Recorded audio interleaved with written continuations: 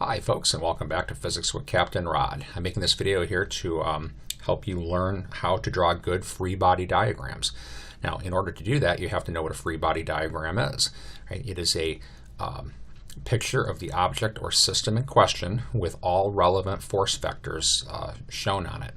So, before we start looking at free body examples, it's important to realize that forces come in two types. They can be classified as either field forces or contact forces. You know, examples of field forces, the gravitational force is an example, the magnetic force, charged particles repelling one another. Those are all examples of field forces. And contact forces, right? That's just like their name implies. That's forces that are a result of direct observable physical contact. So let's begin here. Let's go through some examples. Get rid of this.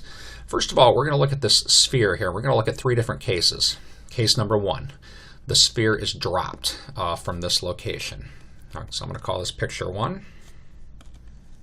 Now, in this picture, there's nobody hanging on to it. You have to imagine it actually falling. And if we think about the forces acting on it, right, field and contact. This is my system of interest right here, this object. And you'll notice there is nothing coming from outside of this green surface here and putting any contact on this other than maybe a little bit of air drag. I'm going to just ignore air drag for this example. It's probably not a relevant force in this problem. We'll assume this thing's fairly heavy. So the only force we need to worry about is the gravitational force. Right? That's an example of a contact force. That force is down. So I'm going to go ahead and even use my straight edge here to draw it. Now, that force vector might look something like this. mg. Now, remember, forces have what's called a line of action. This force vector, whether I draw it here kind of like it's pulling, if you will, so to speak, or I draw it up here like it's pushing down, so to speak, that doesn't matter. You can draw this force vector anywhere you want vertically. You can't move force vectors horizontally, though, or I'm sorry, I shouldn't say horizontally. You can't move them really against their direction. They can be put anywhere in the picture this way, but you know, against their axis like this, they have specific locations at which they act. That's kind of a case-by-case scenario. Gravitational force vectors act at the center of gravity. For most objects, that's basically in its geometric center here. We're not going to be doing examples here that are terribly detailed. So we're going to have the gravitational force. That's an example of a field force. And that's it. That's the only relevant force acting on this object as it accelerates down if we throw out air drag. If we decided to put air drag in, like if this were a beach ball or something, air drag would be a relative force then. The air drag forces always tend to resist the motion. That force would be upward, probably smaller than the gravitational force. We might label it something like F sub A for air drag. Now, whether this force is actually smaller than this, that's a specific detail here. If you drop a beach ball, for just an instant, there really wouldn't be much of an air drag force because air drag forces are speed dependent. It won't take long at all that there would be a reasonably significant air drag force, and it wouldn't take much time after that for the beach ball to be falling at constant speed, in which case these two forces would be equal in magnitude, and you would draw them the same length. But anyway, the point of this example, or this video, is just how to draw the free bodies, and I'm going to go ahead and move on to the next case. So again, this one, the gravitational force would have to be there. This one you would draw depending on the weight and geometry of this object. If this were like a rock or something made of iron or something, you know, relatively dense and moving at relatively low speed, we would normally ignore this force vector. But if this were a beach ball or something really, really light compared to its weight or its surface area, or if it were falling at very, very high speed and its hit terminal velocity, you know, this would definitely be a relevant force. All right, let's take a look at case 2. So now this sphere or object is sitting on some sort of surface. It's not intended to be moving, rolling in any way, shape, or form. It's just sitting here static.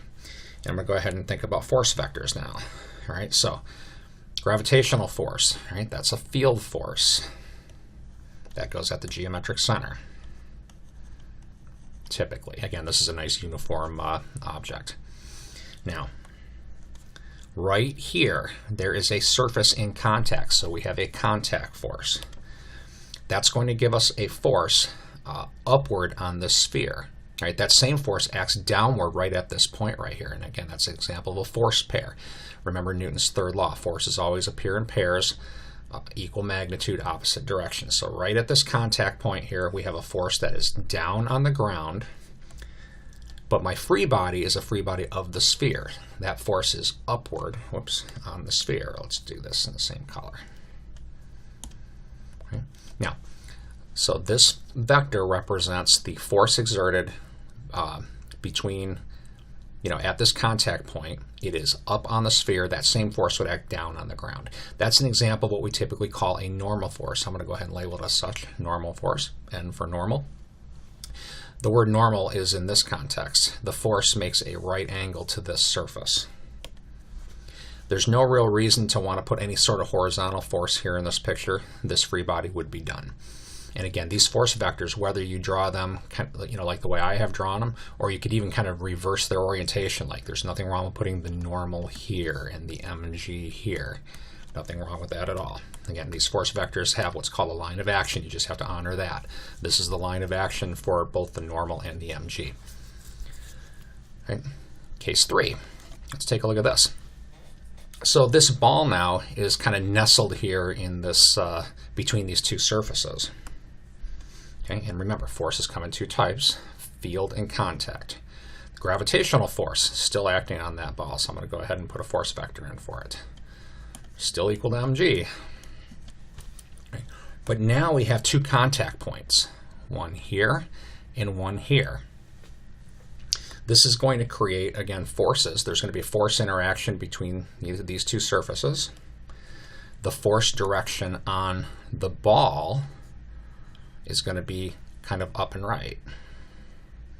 Now the force direction on the ground, or the surface, is down and left, but my free body is a free body of the ball. So I take the force vector that's up and right on that ball, and I'm going to call it N for normal. Now I'm going to have another normal over here. There's going to be another force vector. It also is going to be a normal, so I'm going to go ahead and maybe put a 1 on this to distinguish it from the other normal that's sitting over here. All right, we've got another contact point. We're going to have another force vector for that contact point. That force, right, is an interaction between these two surfaces. That force would be down and right on this surface, up and left on the sphere. I'm going to go ahead and draw it. So there's a force vector acting on the sphere, and I'll go ahead and call it N2. Now, we might actually, in different cases, there could also be tangential forces at these two surfaces. There's just no reason in this example to believe there is, but like what type of situation might that occur? Well, maybe there's a stick or something glued to this, right at this location, and maybe an object sitting out here. Then in our free body, we would have another force vector for the weight of this object, and we would draw that down. And maybe I'll just put little mg because it's small mass. And that's going to create a tendency for this thing to want to rotate. In that case, we would also have tangential forces at these surfaces that we'd have to put in there, right? And those we would typically call frictional forces. Now, in the example that I made up here to demonstrate this, we don't have that. I'm just trying to illustrate all of the cases, or actually trying to explain why do we not have tangentials here and here. My short answer to that is there's just no reason that we would have them. So what I'm going to do here is get rid of this and bring up another example. All right, let's get rid of this guy. I'm going to take a moment here and grab another picture. And I'm just going to leave this recording while I do so, because I have found that sometimes the sound shuts off if I pause the video. So, whoops, let's take a look at, okay. Sorry this is taking so long.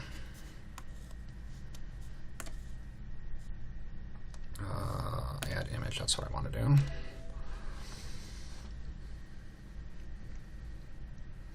Let's take a look at this car.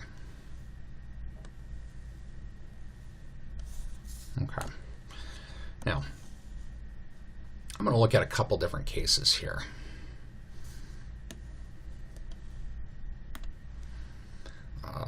So let me do this here. I'll look at a couple different possible scenarios.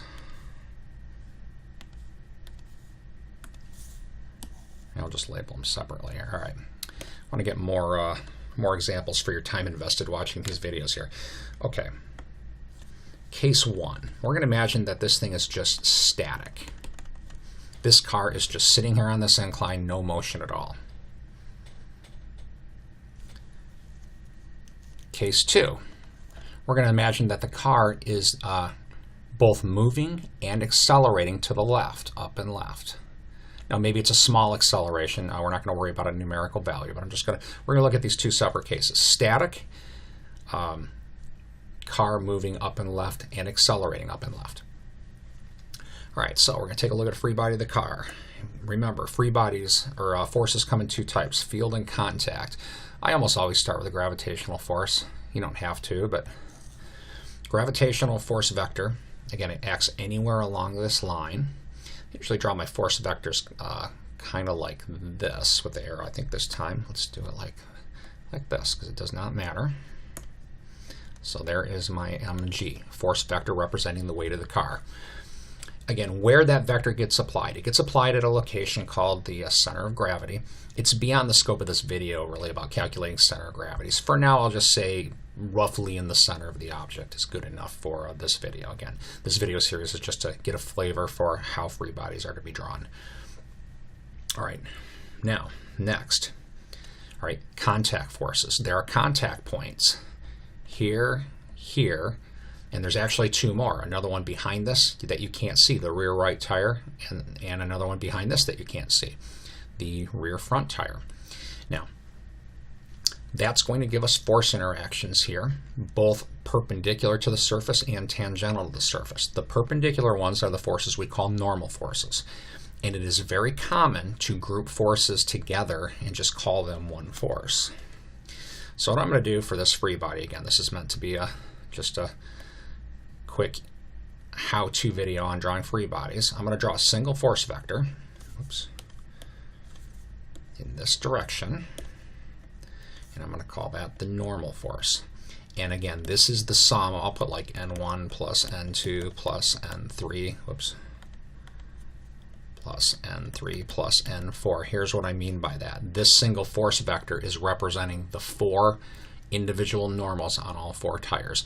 There's typically no need to write this out. I'm just doing that because this is supposed to be a learning video here. Now, inherently, whenever we draw a force vector, we're always doing this. This mg here is the vector sum of the gravitational force acting on every atom in this car. So this thing's the sum of many high powers of 10 of actual little force vectors. So every force vector we draw is the sum of a bunch of smaller interactions. Now, if these were the only two forces acting on the car, notice this.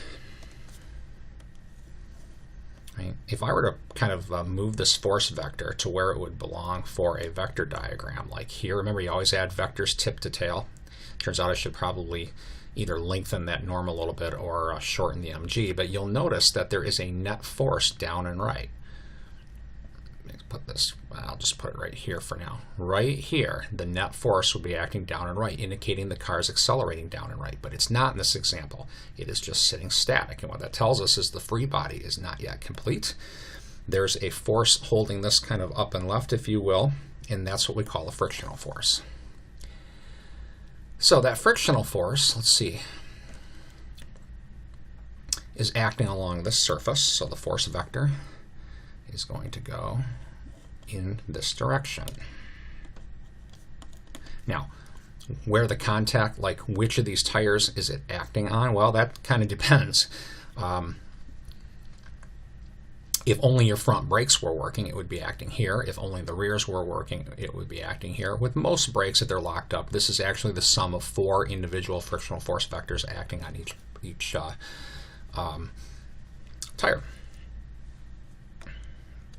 Go ahead and shorten this one up here. Okay. So here is a complete free body of the car. And there's really nothing else to worry about acting on this animal. Now, this free body would actually be good when the car is static, or if the car was moving at constant speed. up this incline. This would be a correct and basically complete free body. Now, if it was moving, one could argue maybe we should add a little air drag, but throwing out the concepts of air drag, like as long as this car is not moving at a very high speed, this would be a reasonably correct free body for the car. All right, now we're going to look at case 2, where the car is actually accelerating up and left. And I see this video is getting a little long, so I'm going to try to get this done reasonably quickly. So I'm going to go ahead and put that frictional force vector in first, because I've already got my deal set up for it. Frictional force vector is now acting still up and left if the car is accelerating up and left. You'll notice I drew that force vector larger. That's because that's the force accelerating the car, and if the car's acceleration is in this direction, this force vector has to be larger than this one. Other force vectors to put, well, the normal force, and I'm going to go ahead and draw it the same way that I did before, I guess. Normal force is still there. Gravitational force, still there. So that one would act down. Whoops, I drew it right through that end, didn't I?